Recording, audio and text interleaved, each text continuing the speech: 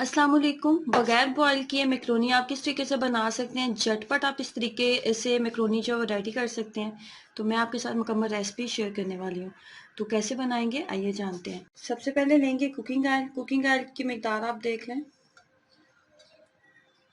Macaroni में बहुत ज़्यादा कुकिंग ऑयल भी अच्छा नहीं लगता। कुकिंग ऑयल डालेंगे। मैं इसको सिर्फ चिकन के साथ बनाऊंगी। अगर आपको सब्जियां डालनी है तो आप सब्जियों के साथ सेम रेसिपी को फॉलो कर सकते हैं। तो मैं इसके अंदर सबसे पहले कुकिंग ऑयल डाला है और उसके बाद मैं इसके अंदर लहसुन अदरक का पेस्ट ऐड कर रही हूँ।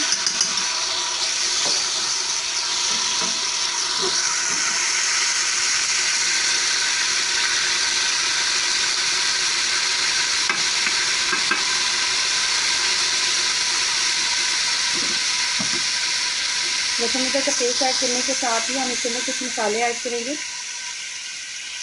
चिली फ्लेक्स डालूंगी, ठीक है, 1 चाय का चम्मच। नमक डालेंगे हम इसके अंदर।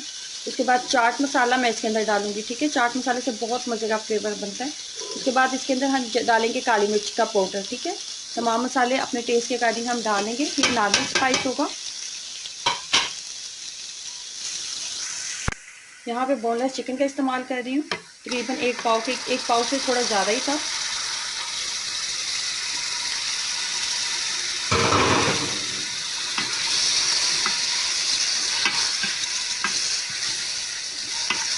अब यहाँ पे इसकी अच्छी से हमने बुनाई करनी है कि इसकी मसूस स्मेल ख़त्म हो जाए।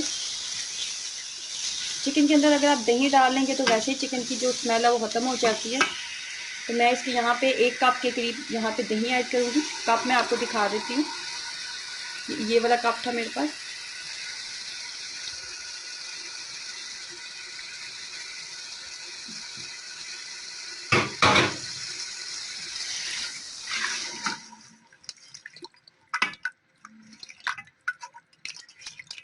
जब भी आपने थोड़ी सी इसकी भुनाई कर ली है ना, तो यहाँ पे इसके अंदर ना ये वाला मैंने डाला है चिली गार्लिक सॉस। ये चिली गार्लिक सॉस मैंने डाला है और साथ में ना ग्रीन चिली सॉस डालूंगी।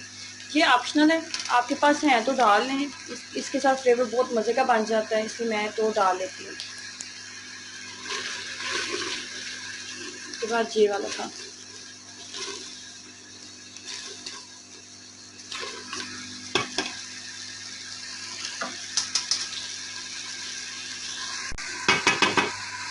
यहाँ पे इसके अंदर डालेंगे चिली सॉस।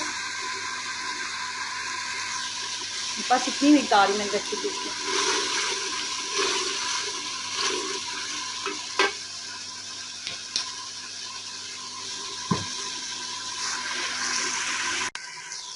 उसके बाद इसके अंदर डालेंगे सिरका,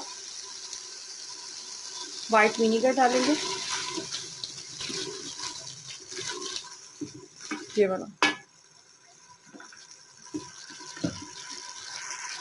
बहुत ज़बरदस्त सा मसाला रेडी हो चुका है।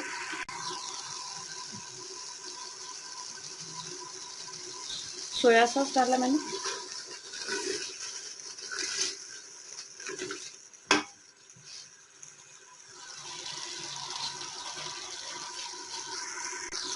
अब यहाँ पे डालूंगी मैक्रोनी।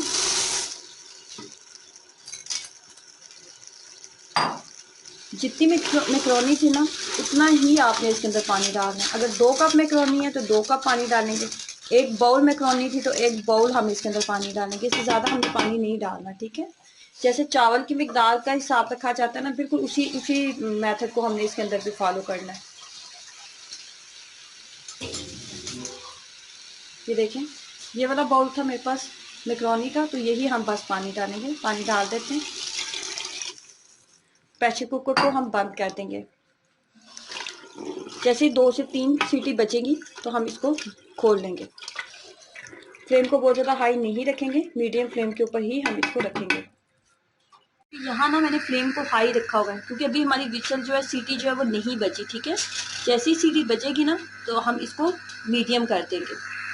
कुकर मैंने खोल लिया। जैसे 2 से 3 सीटी बची थी ना तो प्रेशर कुकर मैंने खोल लिया।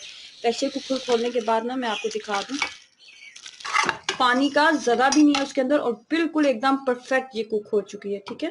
मैं आपको निकाल के दिखाती हूँ।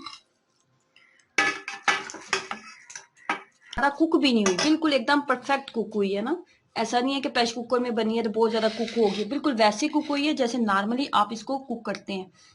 ये देखिए मैं आपको तोड़ के दिखाऊं, ये बहुत ज़्यादा मैक्रोनी अगर कुक हो जाए तो उसका भी टेस्ट चेंज हो जाता है, खाने के काबिल नहीं रहती। तो ये एकदम परफेक्ट बनी है। फाइनली जी रेडी हो चुकी हैं, बहुत मज़े की बनी थी। ट्राई कीजिएगा इस रेसिपी को और अपना एक्सपीरियंस जरूर शेयर करें। अल्लाह हाफिज़।